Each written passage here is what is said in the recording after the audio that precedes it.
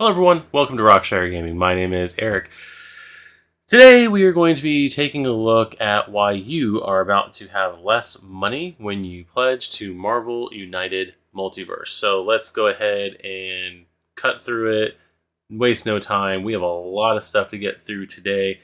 Let's head to the other camera view and talk about what was revealed, what was announced, and basically how much at this point this game is going to cost you. So welcome to my Marvel United Roundup series. It's not what it's called. I have no idea what it's called. It's just multiverse videos and stuff. This is a series where I basically go through all the updates between expansions and talk about them, go over them. Apparently people seem to enjoy my commentary on this, so why not keep it going? If this is your first video, welcome. Go ahead and like this channel, but we're going to go right now and talk about Marvel United Multiverse as well as how it compares to Marvel United 1 and Marvel United X-Men. And like I said, I like to go through numbers, so at least for this campaign. So right now, Marvel United Multiverse currently sitting at 3,590,678. Spoiler, or not spoiler, behind the scenes, this is the second time I've attempted to do this video tonight, and we have already jumped up $10,000 in the last 15 minutes since I've attempted to do this video.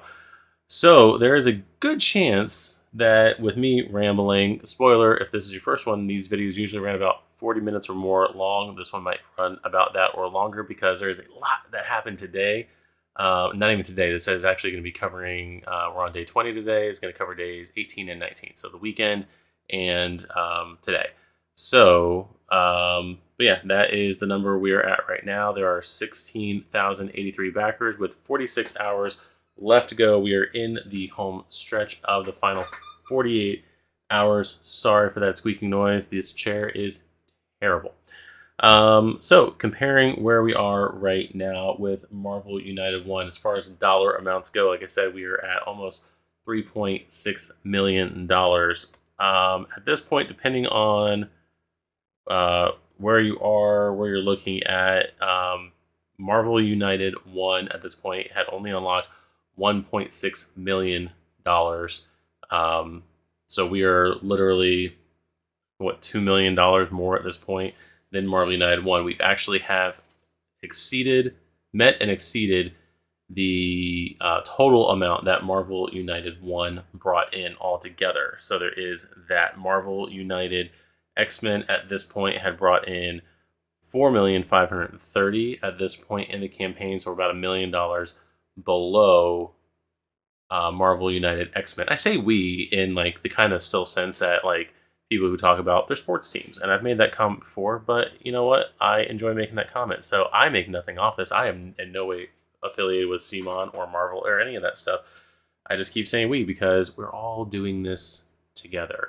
But not me yet, because I actually haven't been pledged. I will be doing that probably tomorrow. Now that things that were announced today have been announced. But again, kind of looking at what we have as far as stretch goals and total figures so far in the game compared to the other games. I'm just comparing where all three campaigns are at day 20 without revealing any spoilers.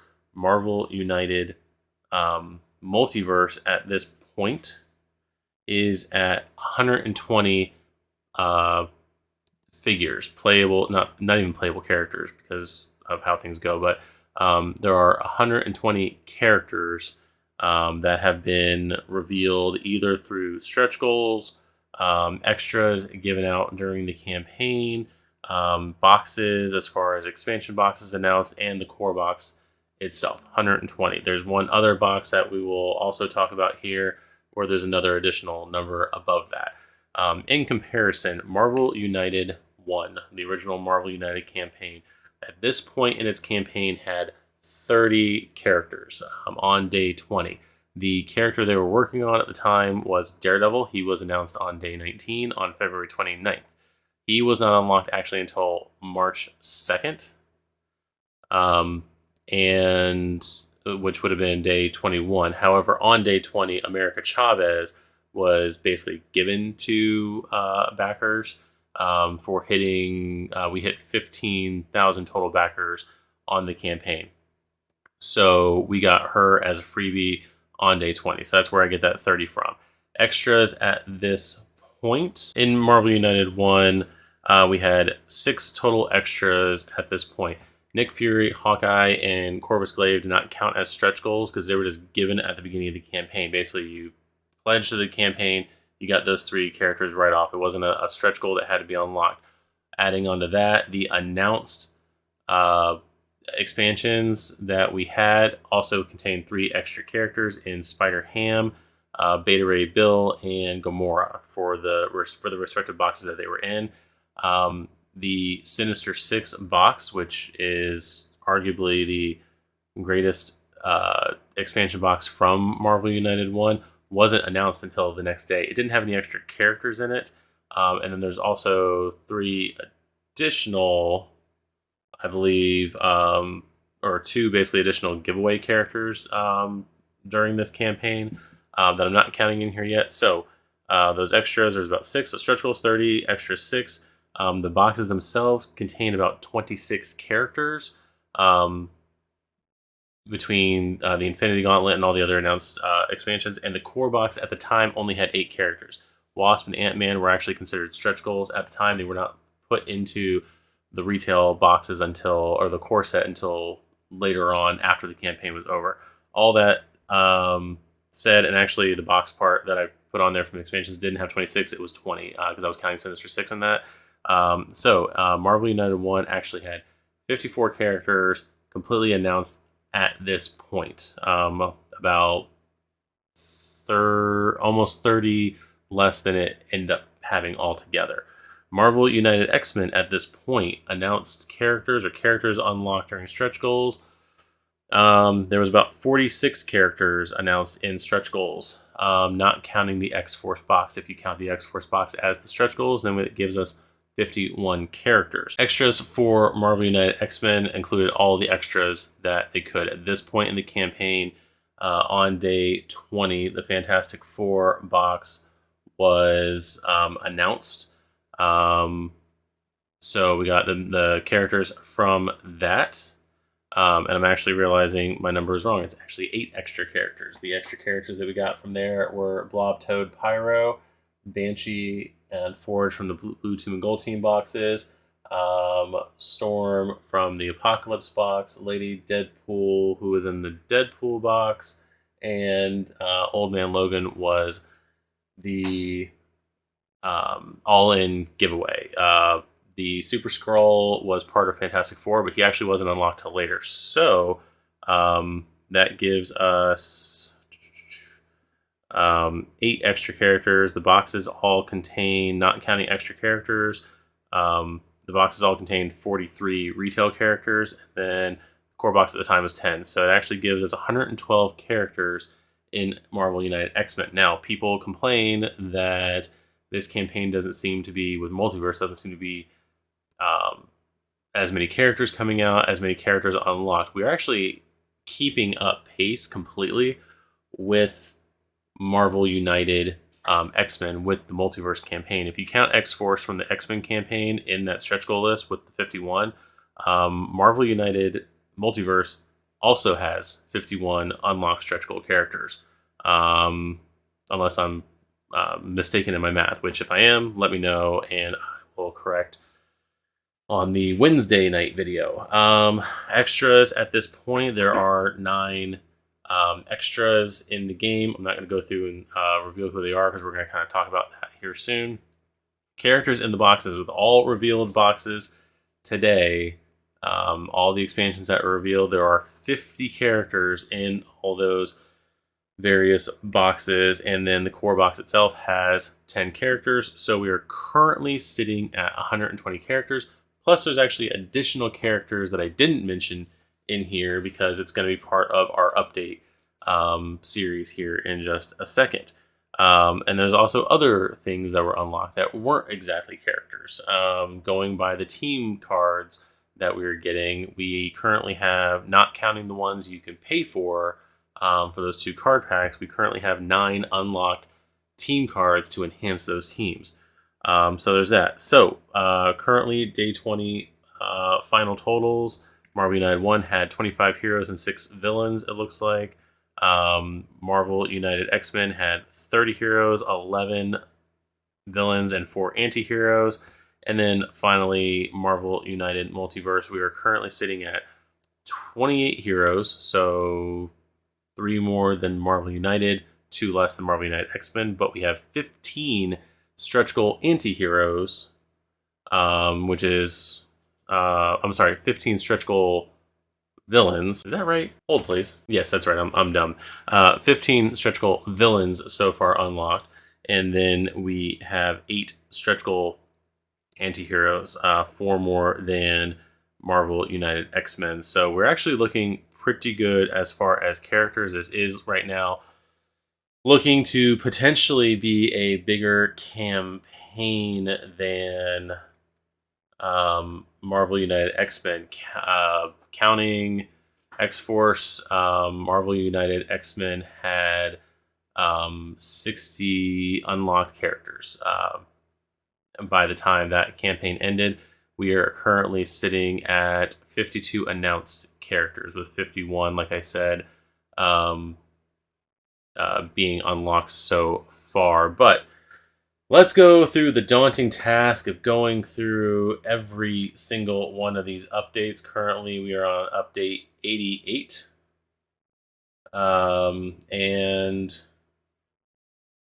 Yeah, we might actually hit that. We got another 6,000 while I've been sitting here blabbing away. So we're going to go to what was unlocked on Saturday. Now, as far as Saturday went, we were still working on getting the High Evolutionary unlocked. That's where we were. That's where we finished out Friday night. He was revealed, has not been unlocked yet. And then Simon decided, you know what, we're just going to go with a whole bunch of reveals all throughout the weekend. So on Saturday afternoon, somewhere around noon, they posted this lovely update with cardboard upgrades.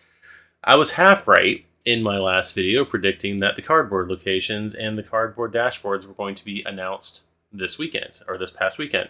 However, I was wrong on one aspect. So today we have a couple of optional buys to fully bling out your game. We have the Multiverse cardboard locations, which is an optional buy. They are going to be $30. There are 50 plus cardboard tiles plus the 6 support tokens. If you don't know what those are, if you're playing regular Marvel United, or you play Marvel United with the regular locations, you put the threat card at the bottom of the card, and the threat card kind of hangs off the card. With the cardboard locations, since they are thicker, you place your card on top, the threat card on top of them, and they kind of like hang off a little worse, and they don't sit there as flush as they do on the regular cardboard, on the regular like thin cardboard locations. So they put these support tokens underneath the locations.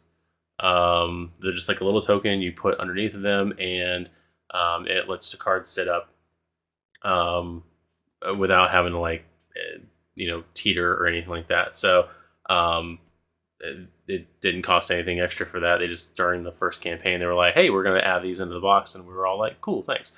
So yeah, Multiverse cardboard locations. These are all the cardboard locations for all of the, and this is important if you're going to be buying other things during the summer, this is going to include all of the locations from the Multiverse campaign. It is also going to include the locations from the Spider-Geddon core box. That is not part of, I'm going to reiterate this because people keep asking on the Facebook page, the Spider-Geddon box is not part of this Kickstarter. It is going to be offered at retail over the summer. It'll probably be released, my estimate is going to be during the time around Gen Con. So it's probably going to be in August. It says Q3 2023, I think somewhere on there. I think actually right here in front of my face, it says Q3 2023, which is going to be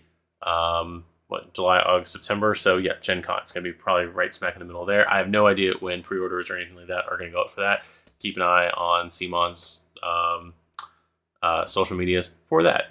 But we're going to get the 8 location tiles for Multiverse Box, 6 from Coming of Galactus, 6 from Civil War, 4 from Maximum Carnage, 4 from Age of Apocalypse, 4 from Secret Invasion, 4 for War Kings, 4 from Annihilation, 8 from Spider-Geddon, and then a undetermined amount from another expansion or future expansion, and then the support tiles. So yes, if you want the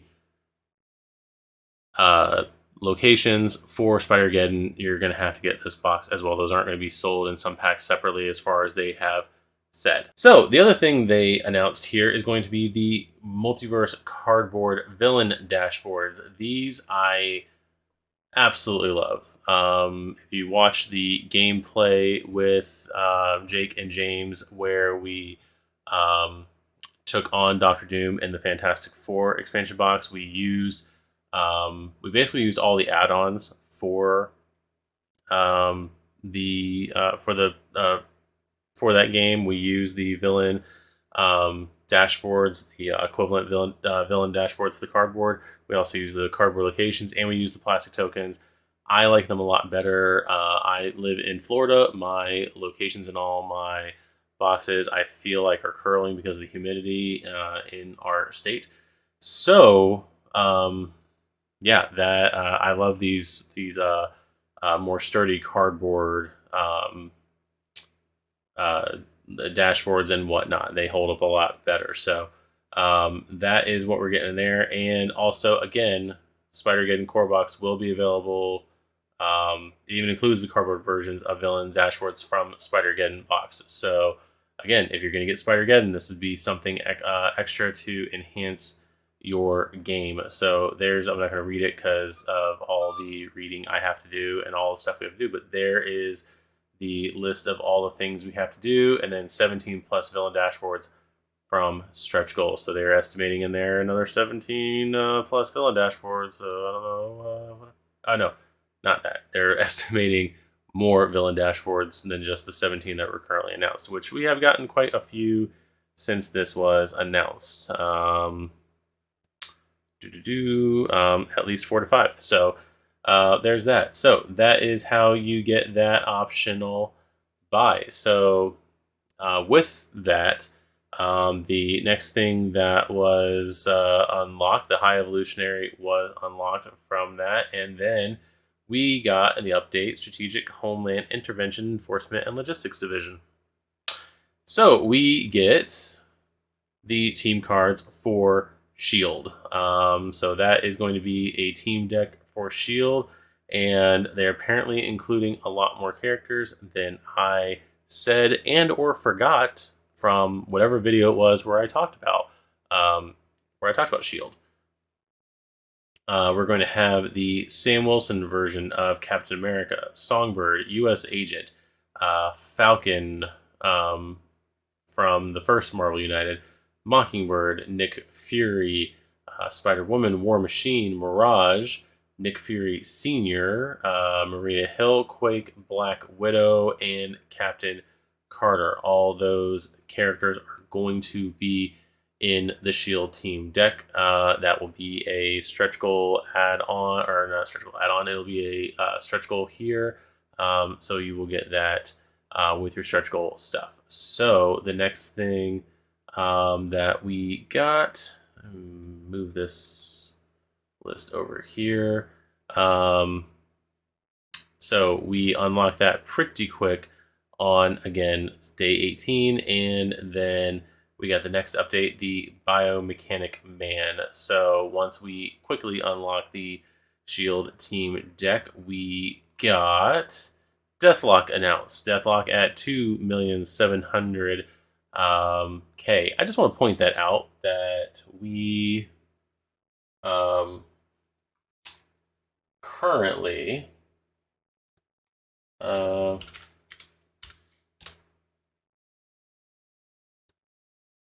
hold while I look things up. We currently are at 3,600,000. Multiple tabs, 3 screens. So yeah, we've literally made over 900,000, if I'm reading that right, if I'm doing math correctly, $300,000 since Saturday, or not Saturday, technically Sunday when this was unlocked. So this was the last unlock for Saturday. The last thing announced for Saturday was Deathlock. Now it does say in here in the update somewhere, our next stretch goal is crossing over from an alternate timeline where Earth has been purged of all superheroes. So from what I could read, I'm not a big fan of, not a fan, but I'm not a big reader of Deathlock or anything like that. I don't know if I even have any comics where he premiered. But from everything I was reading and even going through the write up here, I feel like it's more a 616 character. I'm not sure. If anybody wants to clue me in a little bit on Deathlock in the comments, please do so. But this character, I believe it says in here, where it says here too, he joins the cause to stop Carnage with the rest of the heroes. I believe he participated in Maximum Carnage. I might be wrong on that. I was only reading through all that, so again, I'm not sure if this is truly a multiverse character or not. But also note that Deathlock is being added to the Uncanny X-Force team from the previous team deck. So there was that. Then the next thing that came out, still on the 4th, was Painted Marvel's Maximum Carnage. Here is Maximum Carnage. I love the Big Child Creatives paint jobs and everything. I wish my painting was this good. But yeah, if you take a look at that, and then also here are some of the stretch goal characters here. So if you want to take a look at that, you can, but that is not what we're doing right now. So the next stretch goal is one where it's another one of those characters that everybody was clamoring for throughout the first campaign, and I've seen so many people asking for it during this campaign, but we finally get Enchantress unlocked as a villain. Now, I was glad for this because of the fact that I feel like we were not getting any Thor villains. I feel like first campaign, all we got was Loki and Hela. Pretty sure that was it for Thor villains in the first campaign, unless I'm wrong about something like Thor specific villains. But yeah, no, I'm glad we got this character in here. She's actually, I don't have her near. I think she's in a box. But I've had this character in Marvel Crisis Protocol for a while. I do have it painted up. Her right side of the face looks great. Left side of the face, ooh, train wreck. Still not really good on painting eyes. But anyway, so that is the Enchantress. She was at 2,790,000. I keep looking over here, by the way, on the screen because I just want to see if I need to drag this out a little more to get to the last 8,000 we need for the next stretch goal. There may be a cut at the end of the video. We'll see. I might delay it. But anyway, so that is her character piece. She also brings in Scourge into the game as one of her henchmen. So that is pretty neat. I do like that that model right there for the villain, for the threat card that she's going to have. So oh, and he gets placed on the top of the deck, ready to be brought back into play when his Visitor's Call. So I guess he's going to, if he gets defeated, just go back into her Master Plan deck to get redrawn. So be interesting to see how that actually works. I wonder if she forgoes her Master Plan. I can't imagine doing that, but we'll see how that one works out. But that was the Enchantress. Let's see, that's on the 5th, if I'm going through all this correctly.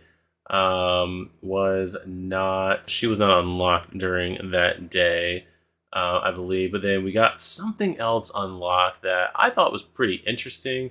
Can't wait to try it in my own game. I didn't see anything with like the specific rules. I haven't gone through today's update from CMON. I did watch it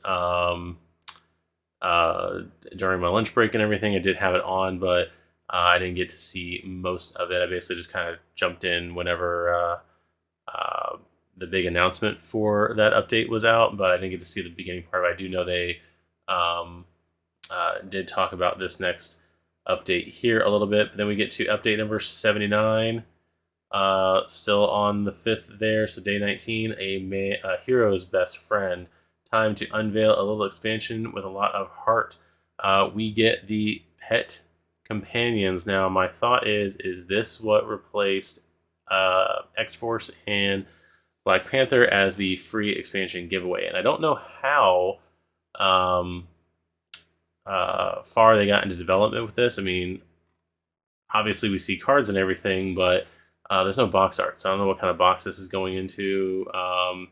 But we get the pet companions. We get Throg, Cosmo, Redwing, Goose, Jeff the Land Shark, and Alligator Loki. So there is all of those characters. Now this is kind of an interesting piece because we're going to get 6 companion pieces and 21 companion cards. So these characters do not get a full deck. That's a new feature. The companion is kind of like a sidekick for your existing character. So you can partner like Redwing up with Falcon or Sam Wilson, Captain America, or anybody really. But thematically, you can pair them up with those 2 models of Sam Wilson.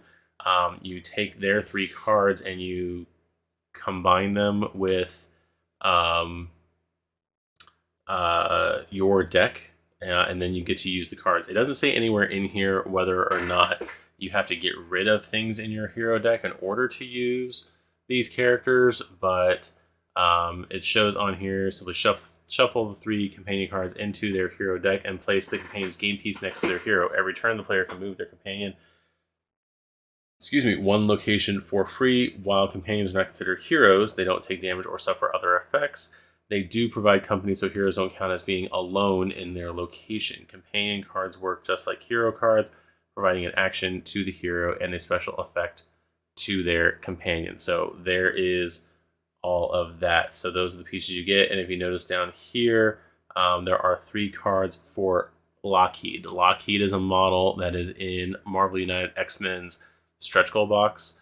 Partnered with Kitty Pryde in there. They kind of work in tandem in that game, but he also gets his own 3 companion cards, so he gets to be used as a companion in, or not in the game, but in the game, yes, but you can use him for more than he was originally designed to do. So you can pair Lockheed with Wolverine or Colossus or whoever else in the game that you want to pair him up with. So there is Redwing right there, some art for him and his character piece and his 3 character cards. Again, like I said, you could probably, if you can extrapolate what the rest of the words are that are covered here, you could probably almost go ahead and proxy these in and try them out. Or you can just wait a year and play with the actual cards. So there is Goose, Captain Marvel's cat, and then Jeffrey the Land Shark working with Gwen Poole. I think she may or may not mention him in her cards, but there she is with him. There is Throg and his cards and his character model. Cosmo, a lot of people complaining about the model and the little like cone of shame he has, but like every piece of artwork I have seen for him doesn't necessarily have the bubble all around his head. It has that like little thing around the back. So it is what it is, and we don't need to have more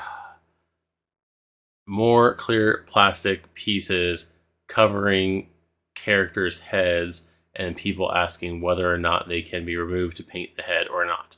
We don't need to go through that again. Don't need to have another Nemesis issue.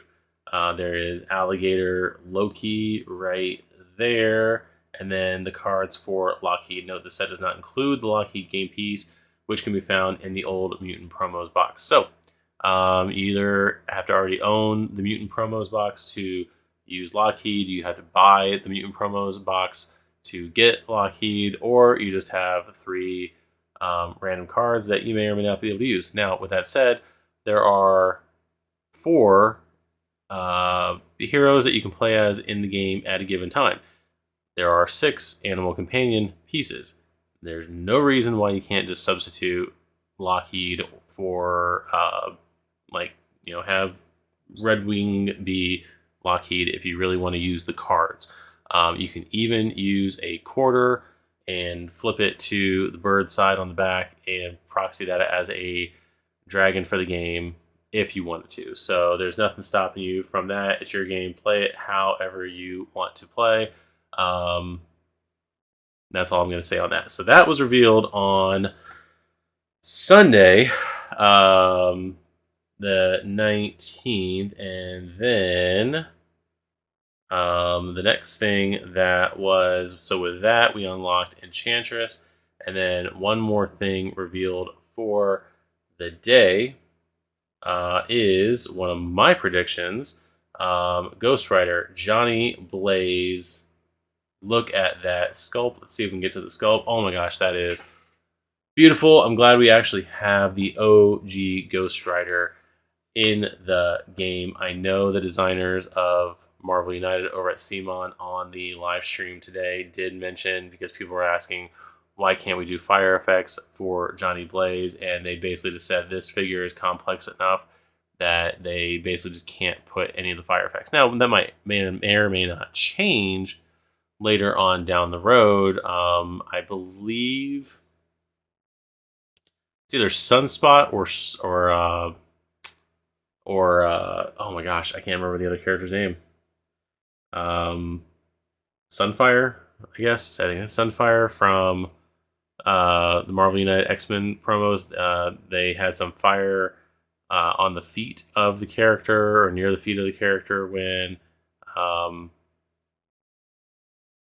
they were designing it. That wasn't clear fire plastic. That they said they couldn't do it in the clear plastic, but then the printers needed to say that it had to be multiple pieces anyway, so they were like, oh, we'll just do the fire there. So you never know, something might come up there. But with all the fire that's on there, between the fire on on the head, the fire on the wheels, the fire on the ground itself, do fire in one or two of those places and not every place where there's fire, we'll just do it in Injustice. And I believe the original Ghost Rider in Marvel United 1 doesn't have fire effects because they weren't available at the time. And then I don't think Cosmic Ghost Rider has fire effects either. So it would just, again, stand out amongst those three characters. So I like the character the way it is. He doesn't need anything else. And then, I don't think we've seen this really in a while, he has the Hellfire Chain and his Hell Cycle equipment cards. So there is that. Johnny Blaze is also going to be part of Defenders and Champions from the Team Decks optional buy, and then he's going to be part of the Savage Avengers from the promo Team Decks optional buy. So you're going to get him useful in 3 different teams. Now, he was not unlocked on that day, so we are now finally going to be getting into Monday, and this is where we've already been talking for about 35 minutes. This is where we're going to be spending the rest of our time in this campaign. So we woke up this morning to the update 81 for the God Butcher. Johnny Blaze has been unlocked for the campaign, and we get Gore, the God Butcher. So there is his artwork. There is a character piece of his. There is more character piece for him right there. It is a pretty wild figure right there. He is, when he bams, all heroes in his location must reveal their hands, and the heroes with the most symbols at the bottom of their cards take 2 damage. When a hero is KO'd, not only Gore gains 2 health, but the hero is eliminated for good. The player loses any action tokens they had and must bring a new hero into the game. Once enough heroes are eliminated, Gore's crusade is successful. So yes, he is going to just wreck your team if you do. Excuse me. If you do, unfortunately, get eliminated from the game, you do have to pick another hero. So the only way you're getting this character is to have the stretch goal box, and by my count right now, you have 28 other characters to choose from. So, or more. You have 28 characters in the stretch goal box, not counting heroes from other sources. So you have enough characters to choose from. But yeah, that's going to be a pretty cool thing. He's going to be aided by his army of Black Berserker henchmen. These monstrous monstrosities occupy all locations, all attacking on every band with a powerful 2 damage attack. The heroes do have the chance to prevent this damage by revealing a card from their hand with attack symbols. Whether they keep such a card in reserve to defend against the Black Berserker or spend them to defeat them will be a tough choice each hero will have to make.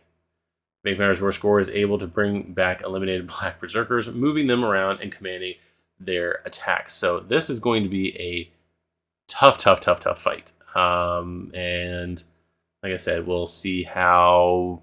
I try to be thematic with some of these characters, so we'll see how Thor and the group from Tales of Asgard fare. Now, with that said, we are getting a lot of Thor villains. I am still waiting, hopefully, for them to come out with more Asgardian heroes. Knowing full well, and you do too, you're just watching this for the heck of it, we know there's not a Asgard box in this campaign, so really hoping for Lady Sif and the Warriors 3 to hopefully make it as stretch goals, potentially I mean, we have got 2 more days. We are currently $1,000 away from another update, so we'll see how that goes. $1,150 from another update. So we never know who is going to be revealed during all of this, but I really hoping those characters show up, just because it'd be cool to have just some alternate Asgardians in the game. So the next thing that was announced is the thing that everybody has been clamoring for, wanting to know about the entire campaign. So Simon likes to 2 days prior to 2 to 3 days before campaign ends to finally reveal an all-in pledge, and that also counts for when they announced their last expansion box. Happened in every other Marvel United. The first Marvel United happened with the reveal of the Sinister Six box on day 21. On day 20 of the last campaign, they revealed the Fantastic Four box and the All-In, which is when they get a ton of stretch goals unlocked. Now with the, what are we in? Day 20 of this campaign, we get Hulk versus the Omniverse as the update. And as you can see from this thumbnail right here, and you can go back and watch the video on YouTube later on, Simon announced the final expansion for the game, World War Hulk.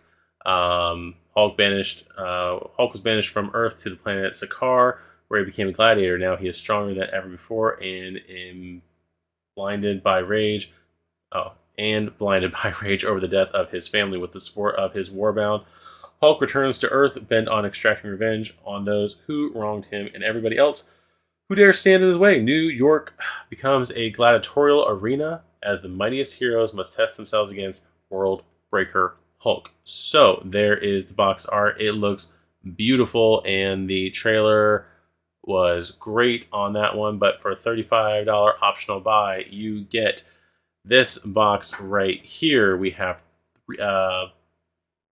3 hero pieces, because there's an extra on here. One of the extras that I talked about already. We get 3 hero pieces, 3 anti-hero pieces, 133 cards, 2 mini cards, 3 villain dashboards, 3 locations, and 8 total tokens. The characters you can see are going to be heroes: Hulkbuster, Iron Man, awesome. I was hoping for that. Hercules, of course, he's going to be in this. And your anti-heroes, you have Gladiator Hulk.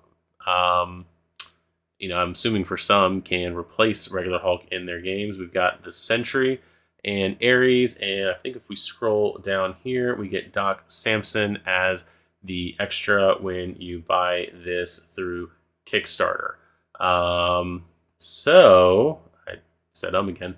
They're all got to stop saying Anyway, if you acquire this optional buy in this campaign, you'll also get a Kickstarter exclusive bonus hero to add to the game, the strongest Doc Samson. That's what it talks about there.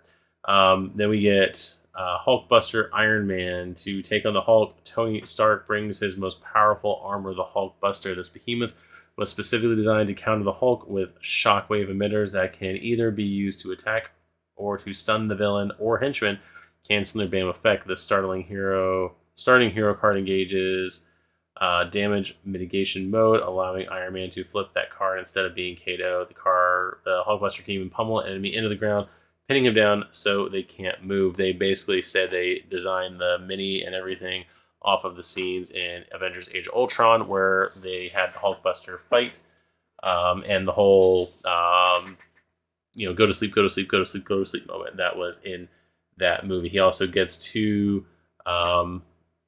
equipment cards, the Omnibeam and the Deflector Shield. So that is Hulkbuster Iron Man. Then we have Hercules here as another hero card. His almost invulnerable starting hand card allows him to ignore 1 damage every villain turn. So that's going to be pretty nice, especially if you're fighting someone like Gore, the God Butcher, where the henchmen do 2 damage. That should help with mitigating some of that damage in that kind of game.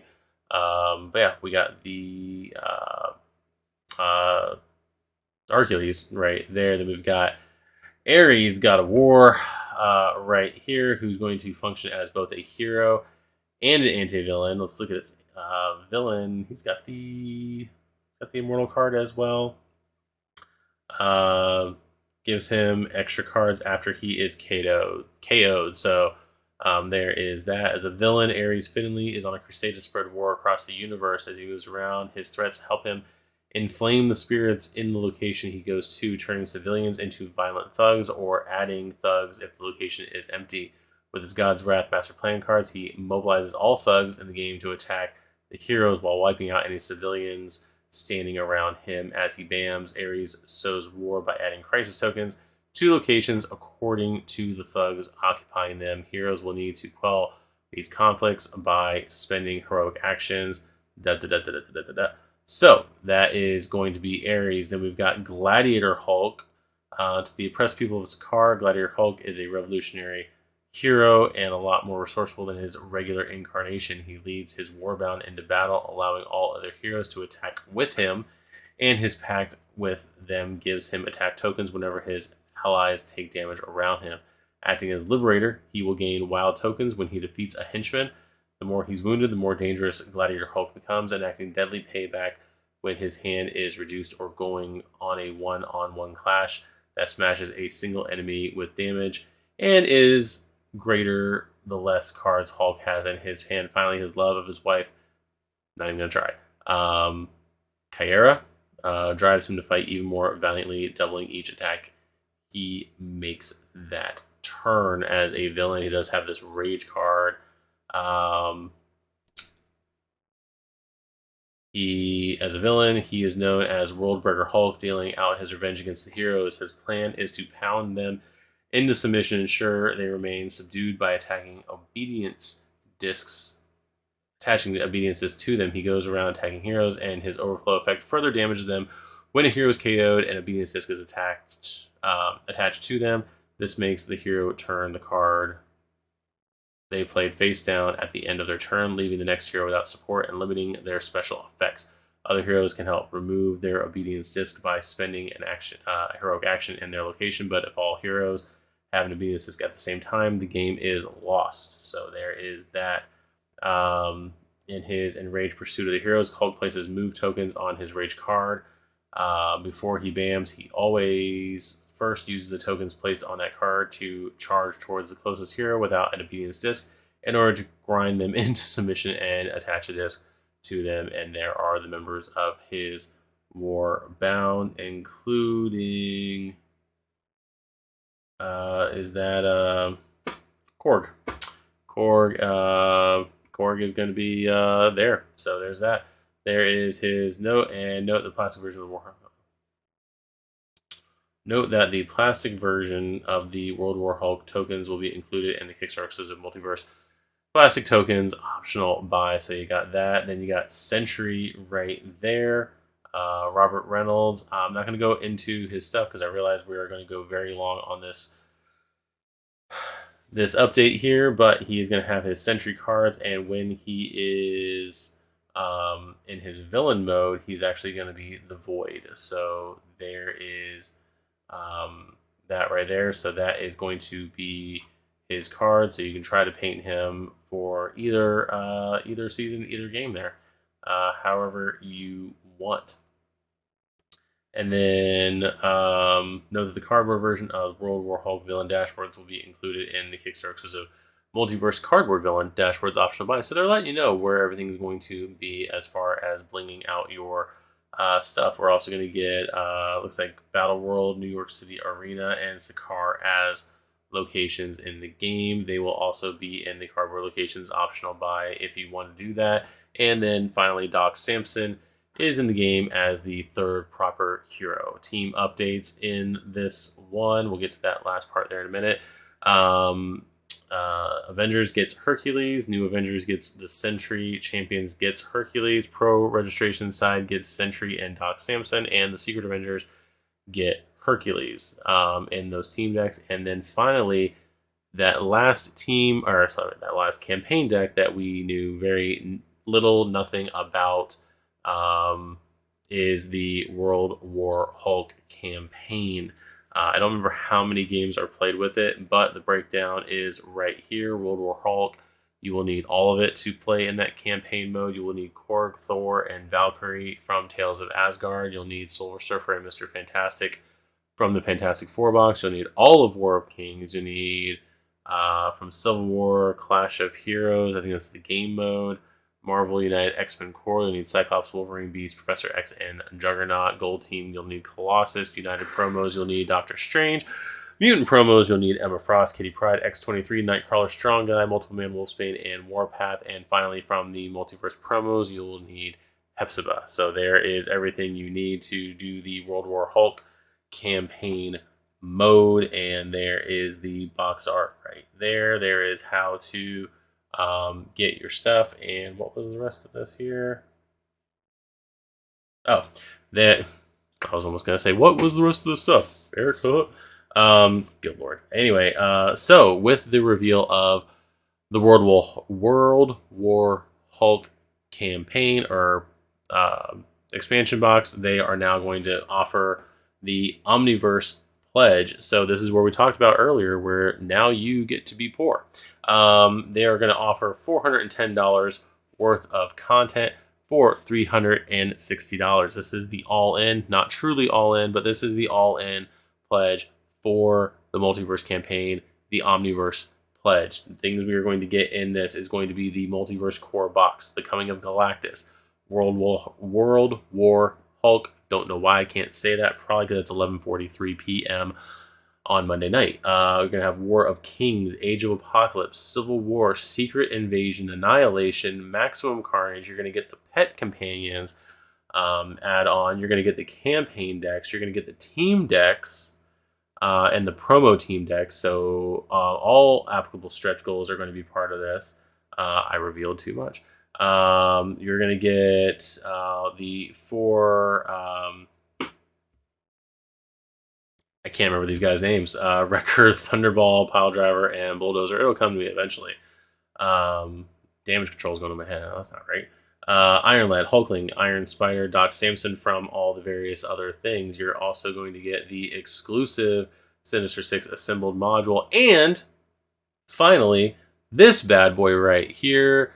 I said this was going to be on my list of things that were not going to be in the game, but apparently I was once again proven wrong. We are going to get Fing Fang Foom with his Valley of the Sleeping Dragon location card. They do remember them saying during the live stream, this figure is not going to be in the stretch goal box. He's going to be in his own separate box because they didn't want to just make the proportions for the stretch goal box just crazy. So, but yeah, there is Fing Fang Foom in the game, and then plus all applicable stretch goals. And let's see, bought separately the core box plus all these extras would cost $410, but the Omniverse pledge brings them to you for only $360. That's a Galacticides $50 discount on all of that content. If you get all expansions with a discount, simply go to Manage Your Pledge. Okay, that's how you do all that. While the Omniverse Pledge includes all of the new gameplay expansions, actually it does not include any of the accessories. If you want to have all the new things, you'll still need to add Multiverse Playmat, Multiverse Cardboard Locations, Multiverse Cardboard Villain Dashboards, and Multiverse Plastic Tokens. And it also does not include any of the classic stuff in there. So $360 is going to get you all of, let's make sure there's nothing else in here before they talk about Fing Fang Foom. Let's talk about Fing Fang Foom real quick. So, for facing Fing Fang Foom may seem deceptively safe at first, the Great Space Dragon starts the game in deep hibernation, playing cards from his dormant Master Plan deck. These don't move him or trigger any BAM, but what they do is advance the invasion of the rest of his shapeshifting race. The Maclurians, adding thugs and endangering civilians. Heroes will need to use this calm before the storm phase to prepare themselves while Fing Fang Foom slumbers, completing missions before his dormant deck runs out. Once 2 missions are complete and the villain is under pressure, Foom awakes and switches to his Awake Master Plan deck. Then the heroes must contend with the fury of the dragon. He flies around chasing the heroes with the most cards in their hands and dealing devastation whenever he lands. An incredibly tough enemy, Fing Fang Foom is further aided by his threats, which give him supernatural durability or allow him to shapeshift and hide among the civilian population. The heroes will be hard-pressed to put him down before he makes a real meal out of them. He also can be used in a challenge mode, and you can add him to another villain. So there is that as well. And then his location is basically a starting location that he needs to start on. And there is his scale comparison with Hero Loki from the Marvel Multiverse Core box. So there is all that. And note that the cardboard version of Fing Fang Foom Villain Dashboard will be included in the Kickstarter system stuff. And the location also will be in the locations box. So there is all that. So let's go ahead and talk about this for a few minutes. There's all the stuff right there. You are going to be paying $360 for the all-in Omniverse Pledge. If you want those other items, like they said, that is actually going to cost combined another $110. So if you're truly all in for Multiverse, getting everything that was announced specifically for this, and you are someone like me and Jake who have everything else from the other 2 campaigns, you don't have to buy anything that was sold in the previous campaign, you are now going to be in for $470. That's $360 for the Omniverse Pledge, and then the other 4 packs right there are going to give you, like I said, the cardboard dashboards, the cardboard locations, the plastic tokens, and then the mat. Those first 3 things, the plastic tokens I think are 20, and the other 3 things are 30. So it comes out to about 110. Added to 360, you got 470. So that is where you're at if you are in, if you're going to truly go all in on this campaign. That's not counting Fantastic Four, it's not counting Sinister Six, it's not counting the Mutant promos, and it's not counting United promos, and then anything else I can't think of while we're here. And also I'm realizing they're not offering, I should have said this before, they're not offering locations and dashboards from the first 2 campaigns. That is not listed on here whatsoever, so we're not getting those. I already have them. Thankfully, they did offer them during the second campaign. That's how I got them, because I didn't get them. I didn't get the locations in the first campaign, and then the dashboards. And during the second campaign, they offered it for the first and second because they didn't have them during the first campaign. So yes, if you are wanting those cardboard locations, go ahead and get them. Just know, unfortunately, that you're not going to be able to get the first 2 seasons. But yeah, that's going to be a lot of content. You are, so 470. The Fantastic Four, I think, is like $40 or $45. So that's going to bring it up to $500 plus dollars. It's going to be $220 for the what's it called? The 2 promo boxes, the 2 stretch goal boxes, if you buy them together. So that's going to bring it up to over $700. Then the Sinister Six. So you're looking at, plus the plastic tokens, that they're also offering. So unless there's other content I'm forgetting, you're over $800 if you did not buy, if you're basically catching up with the game now, between everything in Multiverse and then everything this Kickstarter is offering for from season 1 and 2. You're in for well over $800. Now that's going to be cheaper in some cases than going on eBay and stuff like that. So it is still going to be a very good price for some of that stuff. Like I said, just know you are in for just under $1,000. By the way, while we've been here, the update did go. I'm assuming did go through. We passed $3,616.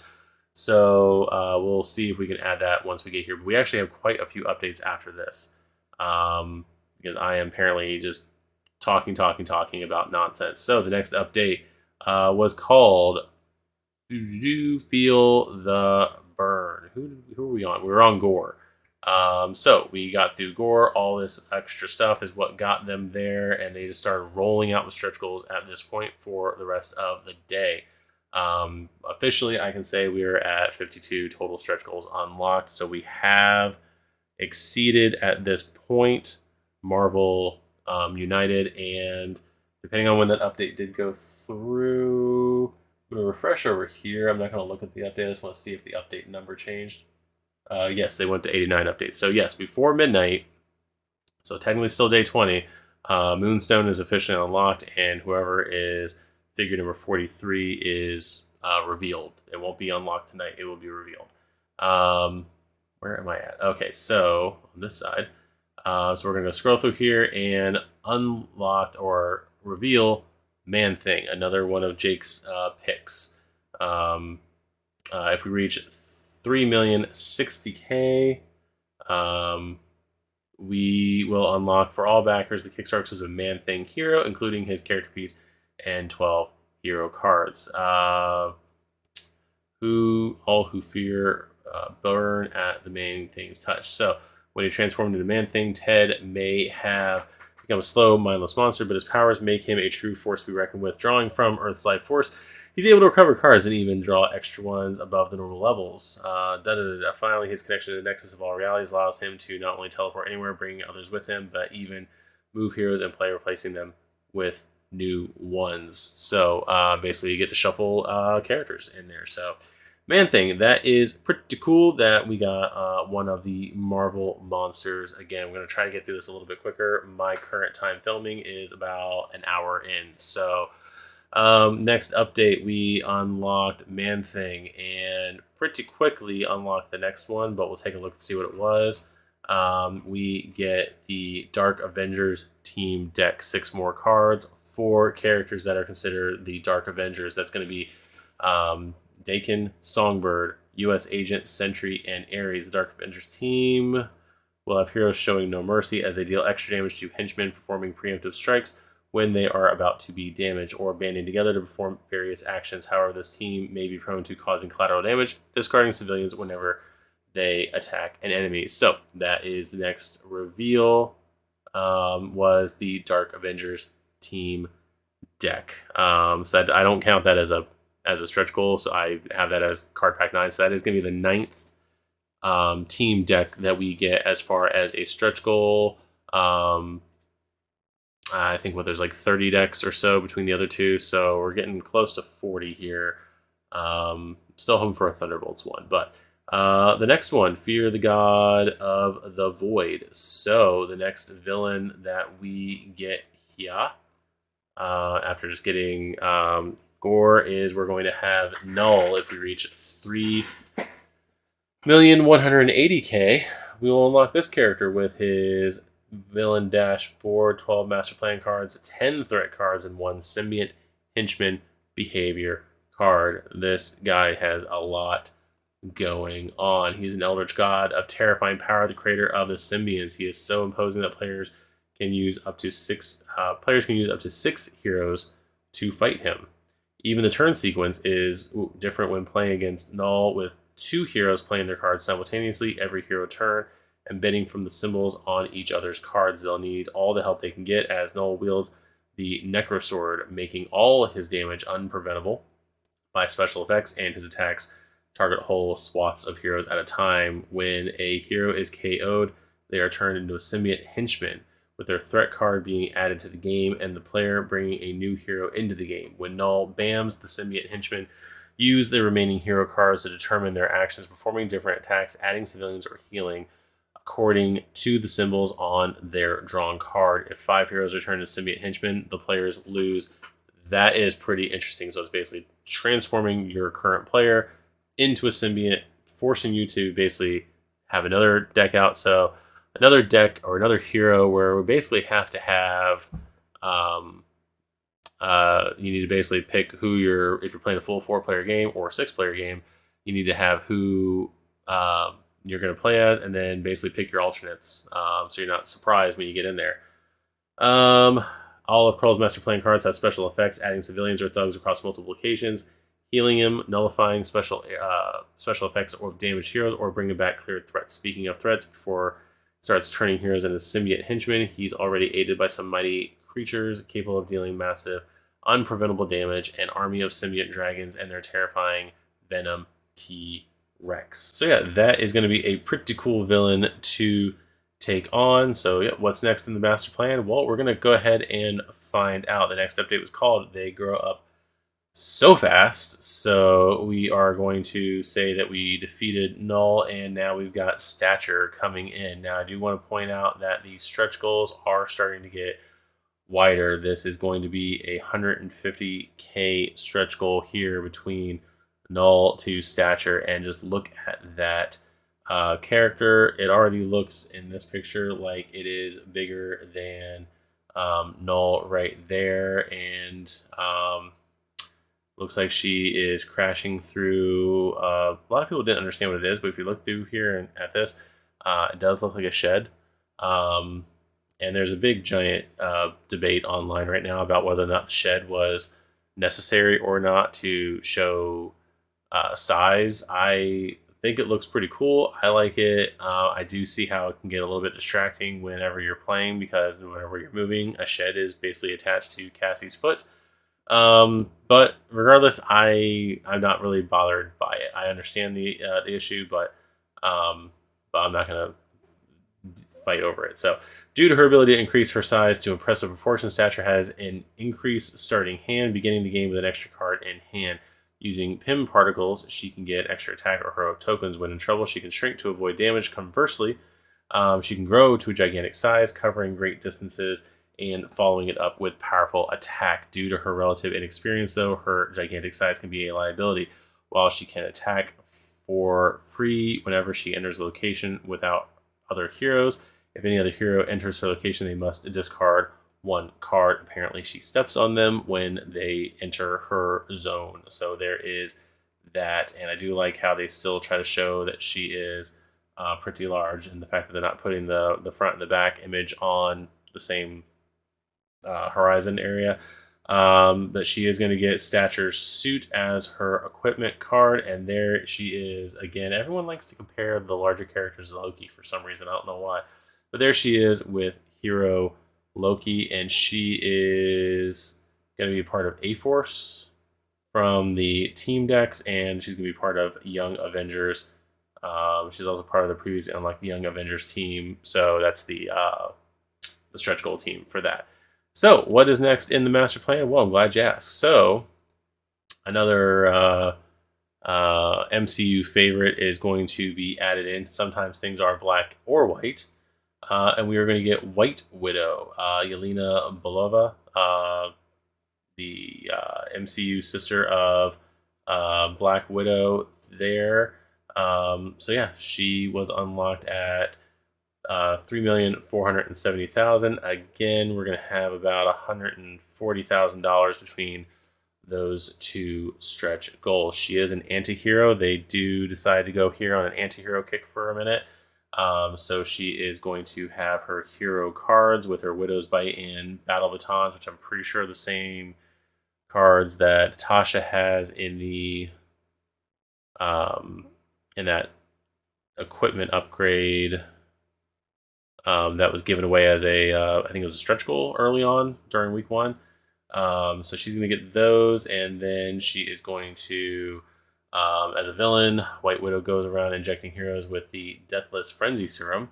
When a hero is given crisis tokens, they are forced to always consider one of their available move, heroic, or wild symbols as an attack symbol, turning them into a single-minded weapon of destruction. If she's able to administer enough of the serum, she achieves her plan and wins the game. Her strategies are devious. She can interrogate all heroes in her vicinity, forcing them to reveal their next card and dance, and constraining them to play it. She may also use her paralyzing venom to force them to discard with move actions. Her threats activate the Widow Network to fill locations with powerful thugs, or she can disappear among civilians, making her impossible to attack. And she is actually going to be part of S.H.I.E.L.D. when she is a hero. So there is that. More gameplay. Again, we are getting a lot more, like I said, anti-heroes in this game as of right now for the same amount of time.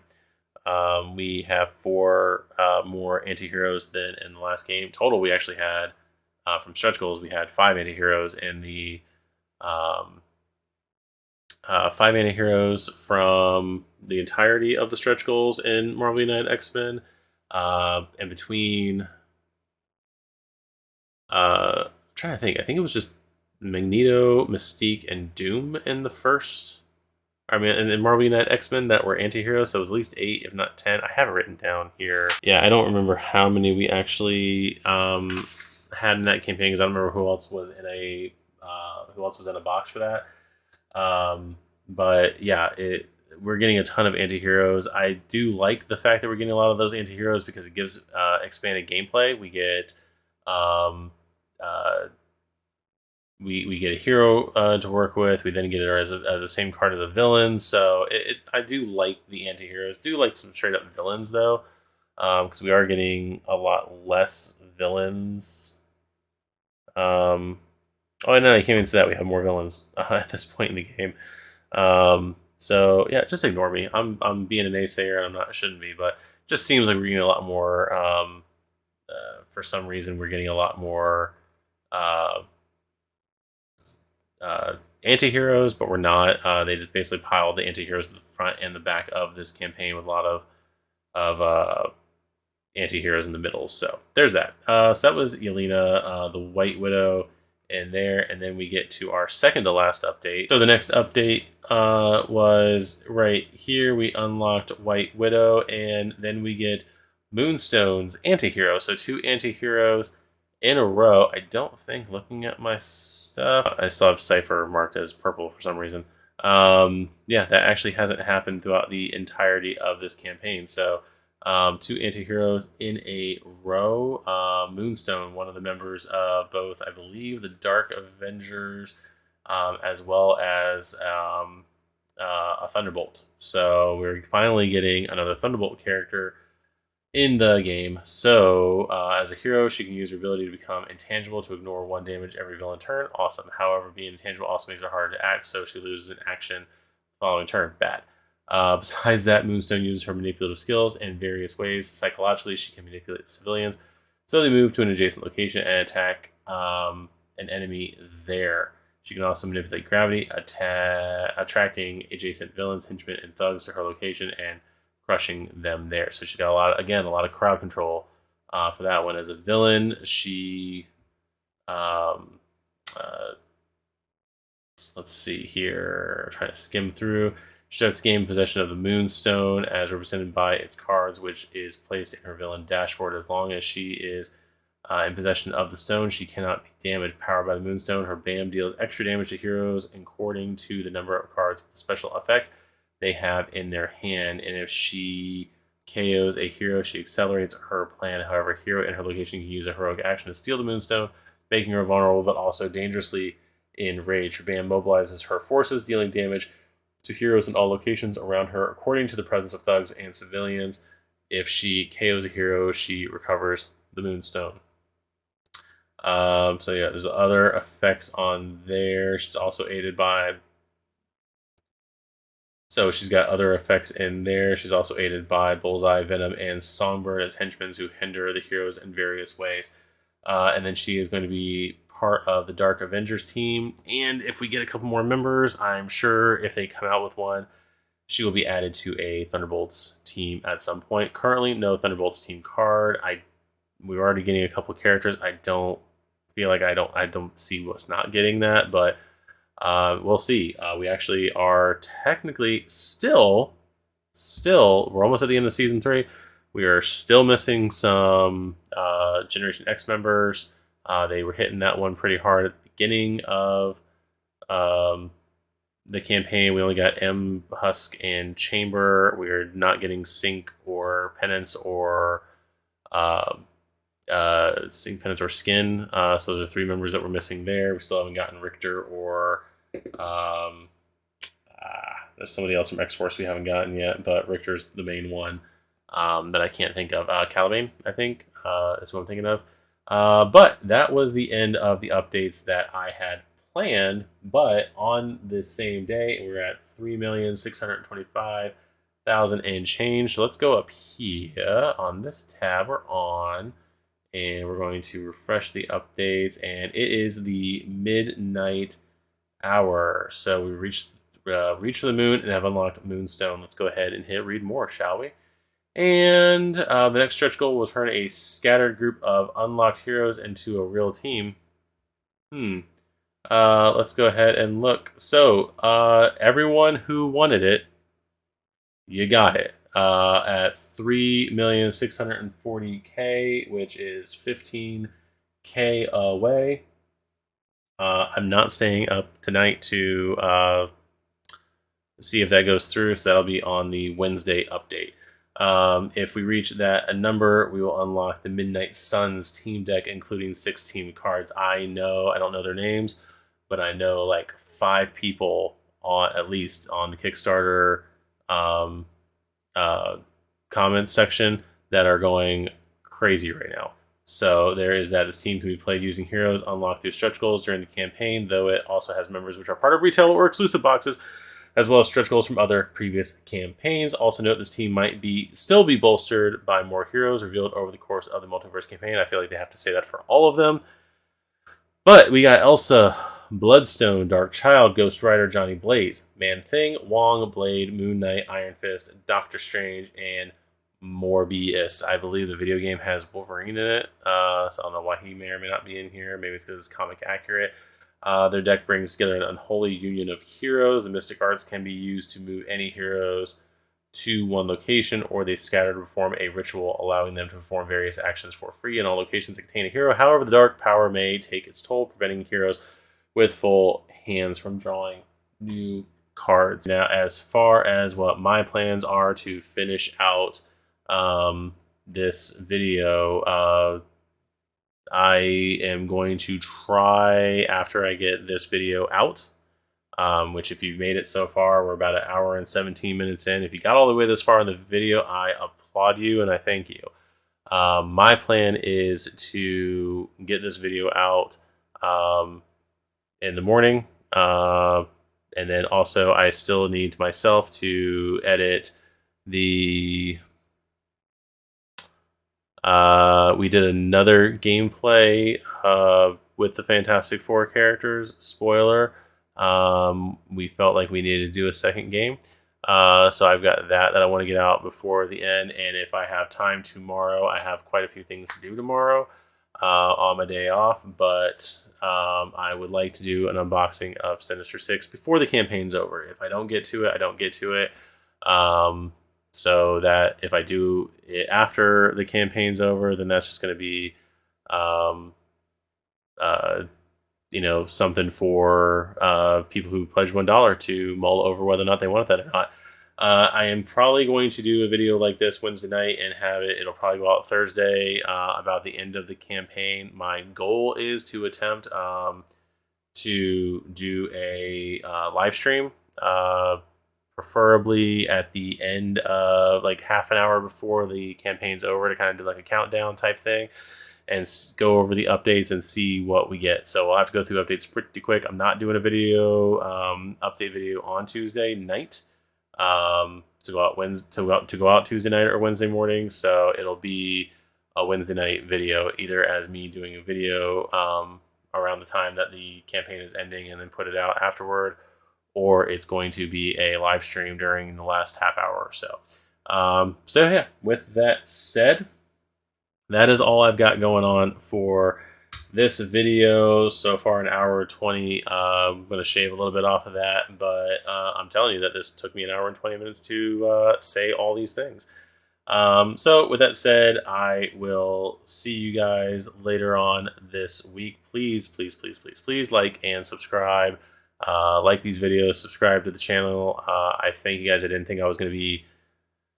Honestly, didn't think I was going to get to 60 subscribers at this point. I thought I would still be trying to hit that 50 mark before this campaign was over, but I do thank you guys for believing in me and dealing with my ramblings. I don't know if I'm going to do another video series like this. The CMON videos seem to be the main thing to do with these, but I have no idea what next Kickstarter they're going to be doing, and if it's not on a topic I'm really passionate about or care about, then I may not do a series like this following it.